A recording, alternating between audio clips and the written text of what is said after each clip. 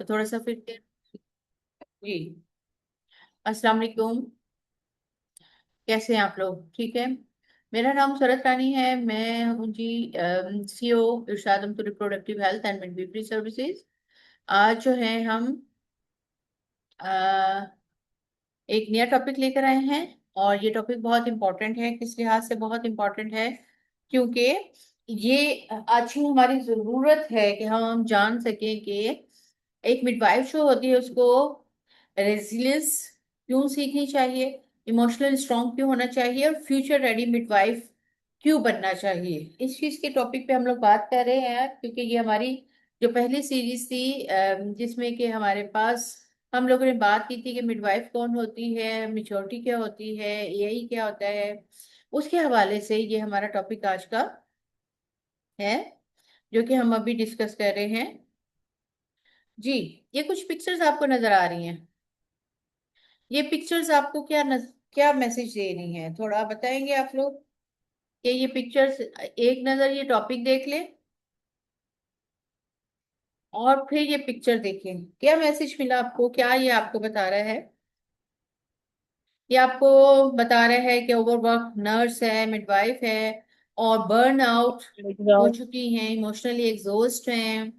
ठीक है। जी। Empty corridor है जो कि बिल्कुल आइसोलेशन का एक सिंबल है। बिल्कुल इसी तरह जिस तरह एक मिडवाइफ जो होती है वो इमोशनली बिल्कुल ड्रेन हो जाती है। आज के हमारा सेशन के ऑब्जेक्टिव ये है कि इस सेशन के एंड में पार्टिसिपेंट्स इस काबिल हो जाएंगे कि वो क्लिनिकल रेजिलियंस सीखें मिडवाइफरी प्रैक्टिस के अंदर, कि एक मिडवाइफ जो होती है वो किसी तरह एज अ रेजिलियंस एक्टर काम करती है। देन साइंस सिम्टम क्या है बर्न आउट के, और कंपैशन फिटीग क्या है, और मॉरल डिस्ट्रेस क्या है। फिर तीन प्रैक्टिकल इमोशनल रेगुलेशन टेक्निक हम लोग इस्तेमाल करेंगे। और जब हमें बहुत ज्यादा हाई स्ट्रेस सिचुएशन होगी, साथ ही हम लोग पर्सनल रेजिलियंस प्लान भी डेवलप करेंगे। ठीक है। और साथ साथ हम लोगों ने अपनी जो प्रोफेशनल आइडेंटिटी है उसको स्ट्रेथन करने के लिए हमारा क्या मकसद है एज अ मिडवाइफ, हम लोग उसको भी देखते चले जाएंगे। तो आप लोग मुझे बताएंगे कि क्या आपको पता है कि कितनी दफा जो है आप लोगों ने एक क्रिटिकल सिचुएशन को हैंडल किया है? आप लोग बता सकते हैं कि कितनी दफा आपने क्रिटिकल सिचुएशन को हैंडल किया है? माइक ओपन करके अगर कोई बताना चाहे तो।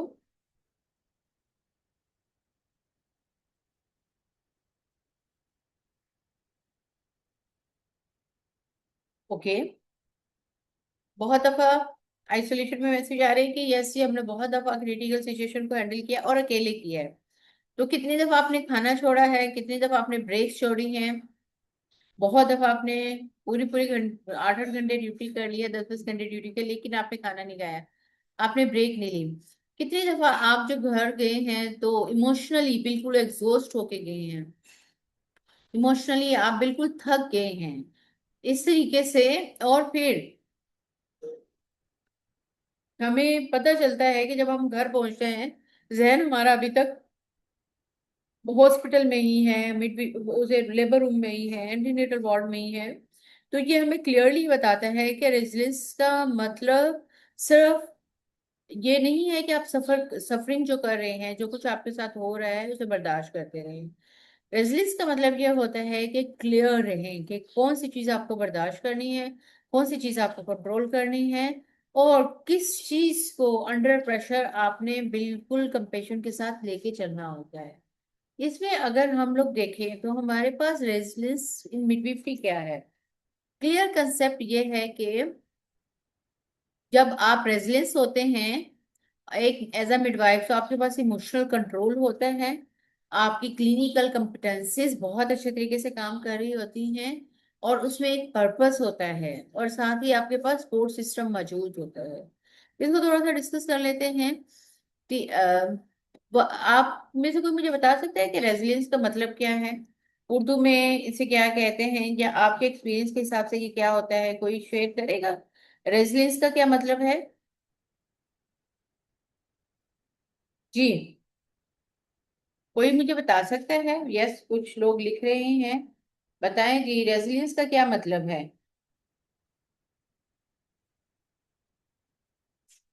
और रेजिलियंस का क्या मतलब है, और मिडविफरी में रेजिलियंस का क्या मतलब है?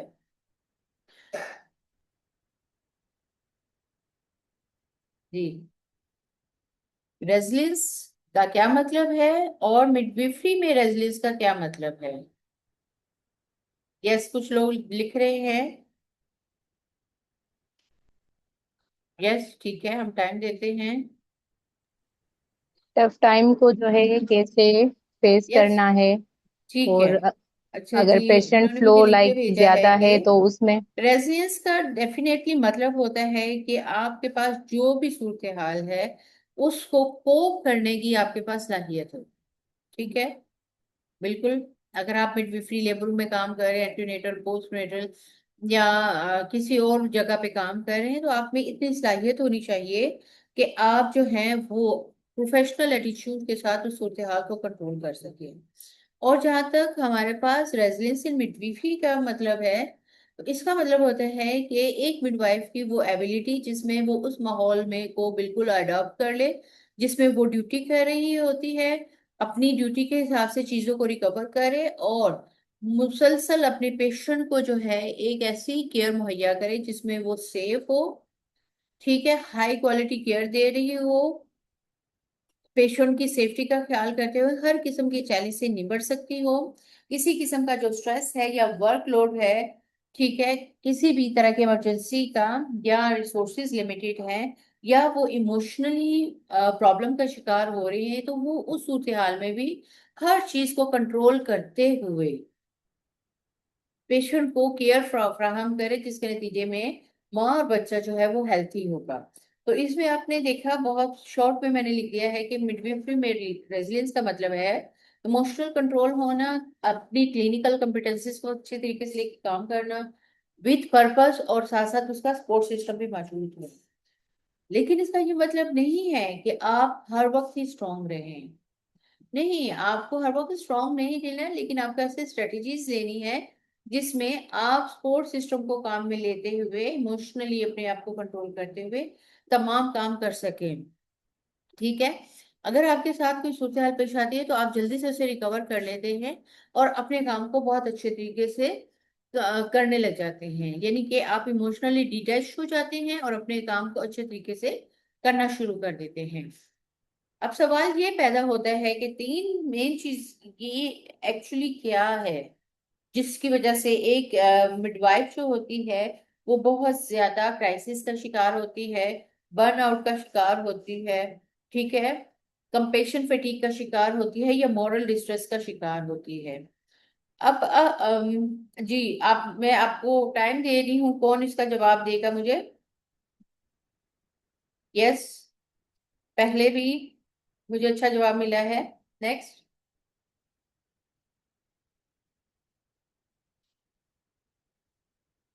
जी,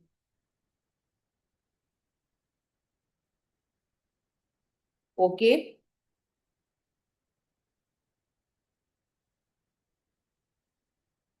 यस, ठीक है, जबरदस्ती। ये वाली स्लाइड पे हम थोड़ा सा टाइम गुजारेंगे। ये आप लोगों ने अच्छे तरीके से समझ रहे हैं कि जो मिडवाइफ होती है उसके पास हिडन क्राइसिस क्या होते हैं। वो तीन मेन हमने यहाँ पे बयान किए हैं। सबसे पहला जो आ जाता है वो बर्न आउट होता है। बर्न आउट का लफ्जी मतलब जो होता है वो इसके नाम से ही जाहिर होता है कि ये एक ऐसी कंडीशन होती है मिडवाइफ की जिसमें वो फिजिकली, इमोशनली, मेंटली बहुत ज्यादा एग्जॉस्ट हो जाती है, क्योंकि उसके जो वर्क प्लेस होता है ना उसको बहुत ज्यादा स्ट्रेस होता है। वो एक्सेसिवली वर्कलोड का शिकार होती है, और उसके पास जो रिसोर्सेज है वो बहुत कम होते हैं। ठीक है, नंबर दो, आपके पास जो कंपेशन फटीक है। चलिए, इसमें हम बाद में जाएंगे। थोड़ा सा मैं आपको और बताती हूँ कि एक मिडवाइफ है जो कि मुख्तलिफ शिफ्ट्स पे काम कर रही है, लेकिन वो अकेली काम कर रही है, उसके पास स्टाफ नहीं है, कई महीनों से वो ऐसे काम कर रही है। ठीक है, और बहुत ज्यादा एक्स्ट्रा ड्यूटीज कर रही है और हर किस्म का जो काम है वो कर रही है। बाज़ बात उसको आया का काम भी करना पड़ता है, बाज़ बात उसको जो है वो टेक्नीशियन का काम भी करना पड़ रहा है, खासतौर से लेबर रूम में। तो वो क्या करती है, वो बहुत ज्यादा क्रॉनिकली टायर्ड हो जाती है, बहुत ज्यादा थक जाती है।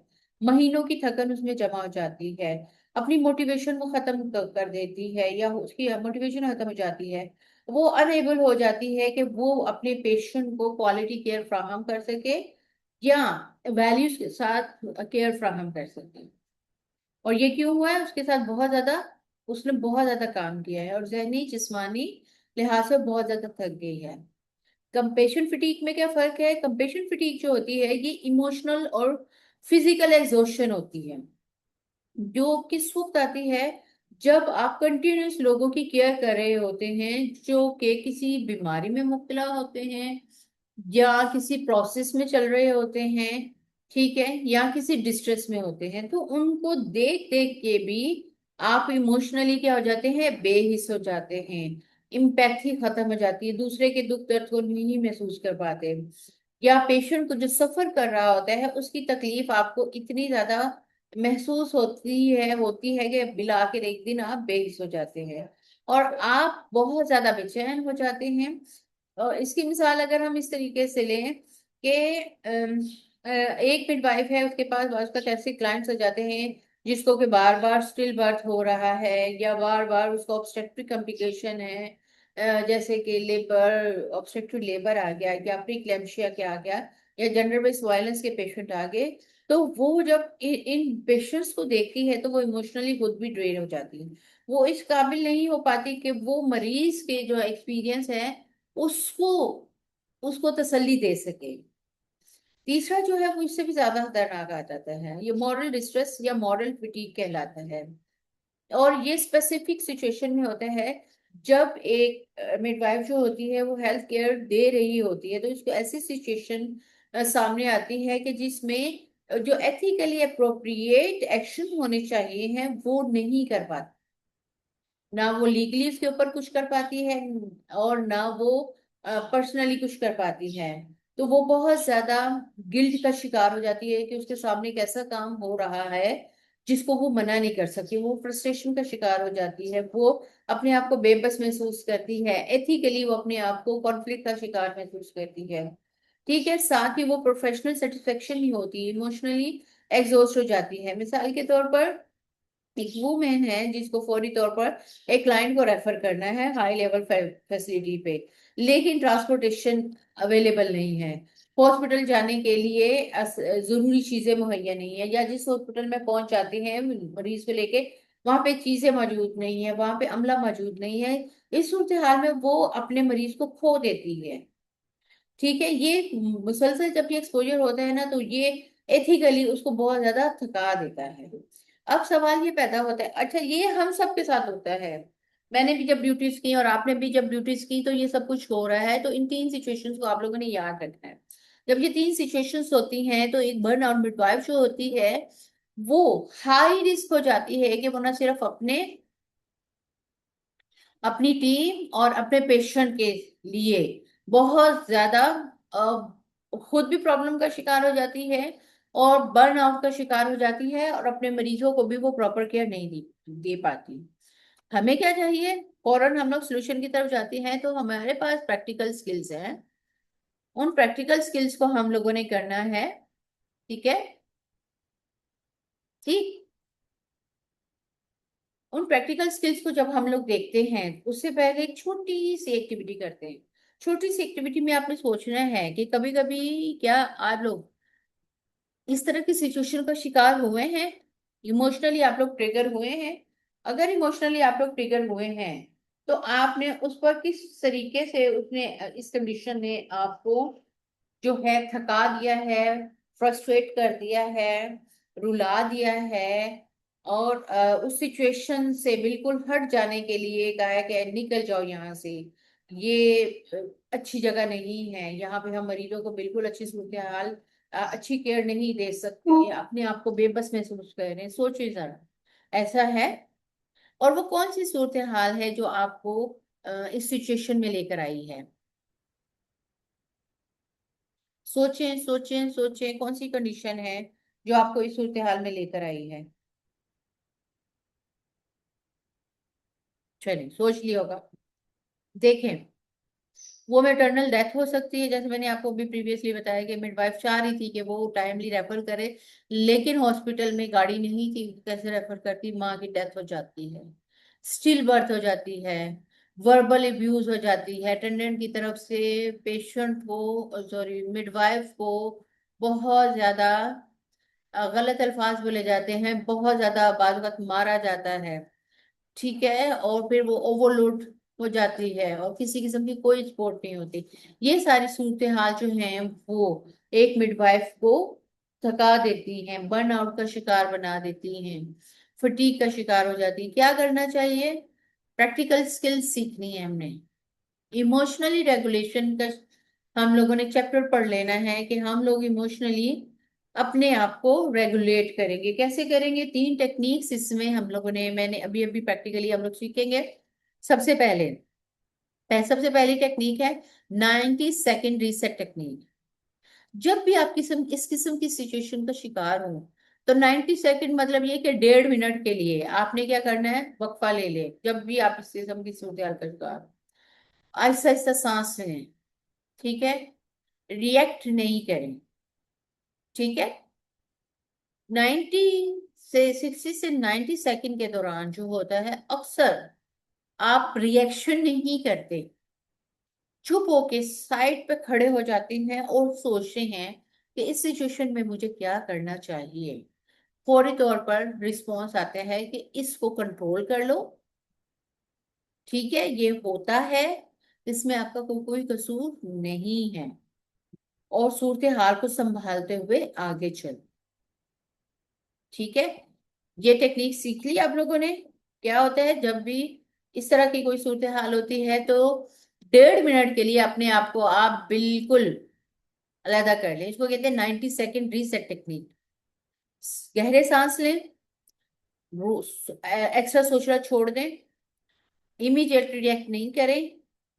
ठीक है, इमोशनल सर्च की तरफ चले जाएं, सोचे ये सूरत हाल क्या है, क्यों हो रही है, और मैं क्या कर सकती हूँ। तो फौरन जवाब आएगा ये आपकी वजह से नहीं हुआ, आप इसके लिए परेशान मत हो। ठीक है, ये इस सूरत हाल की आप जिम्मेदार नहीं है। आप ये देखिए कि आप मरीज की कैसे अच्छा केयर कर सकते हैं। ठीक है, पहली टेक्निक। कितने लोगों को ये टेक्निक समझ में आई? आप इसमें इमोजीज में रिस्पॉन्स करें। यस, जैसे मैंने आपको एक रिस्पॉन्स करके दिखाया है, आप भी करके दिखाएं। ओके, ठीक है। नेक्स्ट आ जाते हैं दूसरी टेक्निक। दूसरी टेक्निक जो होती है वो ग्राउंडिंग टेक्निक होती है। ग्राउंडिंग टेक्निक जो होती है बहुत इंपॉर्टेंट है। ग्राउंडिंग टेक्निक में क्या होता है कि आप क्या करते हैं, सूरत हाल को सोचना छोड़ देते हैं, और नंबर 1 पे आप क्या करते हैं कि 5 चीजों को सराउंडिंग में देखते हैं और उनका नाम बताते हैं। ठीक है, जिस सूरत हाल है में है उस सूरत हाल के बारे में सोचना छोड़ देते हैं, 5 चीजों को देखते हैं जो आपके इर्द गिर्द है, उनको देख के बोलते हैं। जैसे मैं इस वक्त बोल सकती हूँ कि मेरे पास लैपटॉप है, मेरे पास जो है मोबाइल है, मेरे पास जो है कैलेंडर है, मेरे पास जो है वो की है, मेरे पास जो एक पेन है। ठीक है, जब मैं इस तरह बोलूंगी तो मेरा माइंड जो है वो सूरत हाल से हो जाएगा। नंबर 2 पे, 4 थिंग्स यू फील, 4 चीजें जो आप महसूस कर रहे हैं। तो मैं क्या महसूस कर रही हूँ, आप क्या महसूस कर रहे हैं? थोड़ी सी ठंड, थोड़ी सी हल्की हल्की एसी की सर्दी है। नंबर 2, हवा हवा महसूस हो रही है। नंबर 3, मुझे जो है वो आवाज आ रही है थोड़ी सी बाहर से। इसी तरीके से 4 चीजों को आप फील करते हैं। फिर देखें 3 चीजें जो आप सुनते हैं। तो आपको कौन कौन सी आवाजें सुनाई दे रही हैं, सुने जरा, आपको कौन कौन सी आवाजें सुनाई दे रही हैं? यस, मुझे अपनी आवाज ही सुनाई दे रही है, मुझे भी जो है वो एसी की आवाज सुनाई दे रही है, मुझे पंखे की आवाज सुनाई दे रही है। अच्छा, इसी तरह 2 चीजें जो आप स्मेल कर सकते हैं। तो क्या है, लेबर रूम में जब आप होते हैं तो आप स्मेल, एक जो लाइकर होता है उसकी एक मखसूस स्मेल होती है। जो आप मेडिसिन इस्तेमाल कर रहे होते हैं उसकी एक मखसूस स्मेल होती है। तो जब आप इस तरह 4 5 4 3 2 1, एक में भी हम ये कहते हैं कि आप क्या चीज टेस्ट कर सकते हैं। तो आप कुछ चीज खा रहे हैं तो वो फौरी तौर पर आप बता सकते हैं। तो उस चीज को आप जब महसूस करते हैं, ये 5 टेक्निक जब आप करते हैं तो आप क्या करते हैं कि जो सूरत हाल आपके साथ पेश आ रही होती है वो आप भूल जाते हैं और इन चीजों की तरफ आ जाते हैं। ठीक है। एक चीज जो है वो आप टेस्ट कर सकते हैं। ठीक है। फिर जब ये सूरत हाल होती है, किस सूरत हाल में हम इसको इस्तेमाल करते हैं, जब आप पैनिक सिचुएशन में होते हैं, हाई स्ट्रेस इमरजेंसी में होते हैं, तो अपने माइंड को आपने डाइवर्ट करते हैं। किसके जरिए? ग्राउंडिंग टेक्निक के जरिए। फिर तीसरी टेक्निक जो आ जाती है वो आ जाती है आपको क्लिनिकल डिटैचमेंट। ये हेल्थी है। हेल्थी टेक्निक होती है कि उस सूरत हाल से आप डिटैच हो जाए, आप अपने टास्क को करें। अक्सर जो सर्जन होते हैं, जो मिडवाइफ्स होती हैं, जो नर्सिस होती हैं, वो क्लिनिकली डिटैच हो जाती हैं। वो मरीज से डिटैच हो जाती है, लेकिन जो उसको केयर दे रही होती है ना, उसके ऊपर फोकस कर लेती हैं। किसी किस्म का कोई इमोशन नहीं होता। ठीक है। वो स्ट्रक्चर टेक्निक थिंकिंग इस्तेमाल करती है कि मरीज आया है, इसकी डिलीवरी करवानी है, डिलीवरी के लिए इसके पास सारी मेडिसिन है, इसकी ट्रॉली तैयार है, डॉक्टर मौजूद है, पेशेंट के वाइटल साइन ठीक है। इस तरह वो सोचना शुरू कर देती हैं। और फिर क्या हो रहा है, किस चीज की जरूरत है, इसमें मेरा क्या रोल है, इन्हीं क्वेश्चन को करते हुए वो उन चीजों से डिटैच हो जाती हैं जो कि उनके लिए नुकसानदायक होती हैं। ठीक है। तो साथ साथ नेक्स्ट जो है, अब आपको हैबिट्स डेवलप करनी है। ठीक है। माइक्रो ब्रेक्स 2-3 मिनट की, जो भी किसी किस्म की सिचुएशन हो तो वो एक टास्क निपटा के आप माइक्रो ब्रेक्स ले लें, 2-3 मिनट जाके बैठ जाए आराम से, तसल्ली से कुछ खा पी ले, वापिस आ जाए। अब बहुत अच्छा पानी पिए, बहुत अच्छा खाना पीना रखें जब भी आप लंबी ड्यूटीज कर रहे हो या नॉर्मल ड्यूटीज कर रहे हो। डिफिकल्ट सिचुएशंस जो केसेस होते हैं उसको डीब्रीफ करें। तो बोलने से बहुत सारी तकलीफदार चीजें जो होती है ना, वो कम तकलीफ देती हैं। फिर पीयर सपोर्ट, बड़ी सिस्टम, किसी के साथ अटैच हो जाएं, उसको मसले बताएं, उनसे सीखें। फिर नो करें, जब कि आपको अनसेफ वर्कलोड लग रहा हो तो आप नो करें। स्ट्रॉन्ग मैसेज ये है कि आप जो है वो खाली कप में से कुछ नहीं डाल सकते, लेकिन मिडवीफरी जो होती है वो हर एक जगह को जो है वो आपसे फिल नहीं हो सकती। अपने आप की एनर्जी को भी आपको प्रोटेक्ट करना होगा लाजमी। ठीक है। तो रेडी, फ्यूचर रेडी जो मिडवाइफ होती है उसकी खासियत क्या होती है, वो इमोशनल इंटेलिजेंट होती है। इमोशनली इंटेलिजेंट का मतलब जो है, जो सिचुएशन के लिहाज से फौरी तौर पर सिचुएशन को समझ के अपने आप को रेडी करती है कि मुझे इस सिचुएशन को कैसे हैंडल करना है। अडेप्टेबल होती है, इन्वायरमेंटल मास्टरी ले लेती है, लाइफ लॉन्ग लर्निंग करती है, कॉन्फिडेंट होती है कम्युनिकेशन में, और अपने लीडरशिप रोल को बहुत अच्छे तरीके से अंजाम देती है। साथ ही साथ वो रिस्पेक्टफुल मैटरनिटी केयर को फोकस करती है। यहाँ पे हमारे लिए मैसेज क्या है कि फोकस करें और लिखा करें कौन सी चीज आपको ट्रिगर करती है, कौन सी कॉपिंग स्ट्रेटेजी आपने इस्तेमाल करनी है, और कौन सा चेंज जो है वो आपने लेकर आना है कल को अच्छा बनाने के लिए। क्लोजिंग स्टेटमेंट क्या है कि midwife does not just deliver babies, they carry life, loss and responsibility every day. Strength ये नहीं है कि आप खामोश रहे, स्ट्रेंथ ये है कि आप कंट्रोल करें, क्लियर हो मुझे क्या करना चाहिए, और हौसले के साथ सारा काम करें। नतीजे के तौर पर आप एक बेहतरीन मिडवाइफ के रोल में आ जाएंगी, जो बहुत हंसी खुशी काम कर रही होती है, अपनी रूटीन की केयर भी कर रही होती है, टीम वर्क कर रही होती है, और एक कॉन्फिडेंट लीडर बन के अपने इन्वायरमेंट को कंट्रोल करती है। तो कैसे बनना चाहेंगे? कोई क्वेश्चन है तो आप लोग मुझे जरूर बताएं।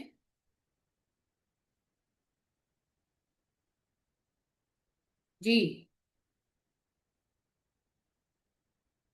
कोई क्वेश्चन? ओके जी। Thank you so much.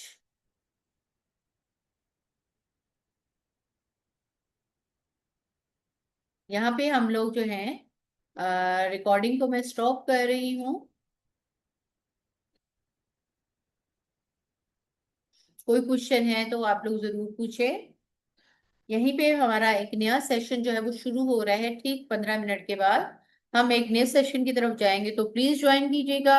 अभी मेरे पास हो रहे हैं 2:50, तो इंशाल्लाह ताला 3:10 पे हम लोग दोबारा हाजिर होंगे। Thank you so much. एक क्वेश्चन ले लेते हैं, कौन है क्वेश्चन में? जी। हाँ जी। Thank you so much madam, very informative session. Sairish ने कहा thank you, thank you so much. और किरण ने भी कहा thank you so much madam, nice lecture. Thank you so much Kiran. बस मैं आपसे ये कहूंगी कि जो ये सेशन, ये दरिया को कूजे में हमने बंद किया है, ये इसके लिंक भी मैं आपके साथ शेयर कर दूंगी। और ठीक 20 मिनट के बाद आपका दूसरा सेशन भी है, थोड़ा सा ठीक 3:10 पे ना। तो आपने अपने स्टूडेंट के साथ ज्वाइन कर लेना है। बहुत शुक्रिया। जो और लोग भी ज्वाइन करना चाहते हैं वो जरूर करें। जिसने सर्टिफिकेट लेना है उनको तो 200 रुपीज दे सकते हैं, तो सर्टिफिकेट मिल जाएगा। और जिन्होंने वैसे अटेंड करना है तो आप अटेंड करें, it is free of cost. Thank you so much जी, अल्लाह हाफिज।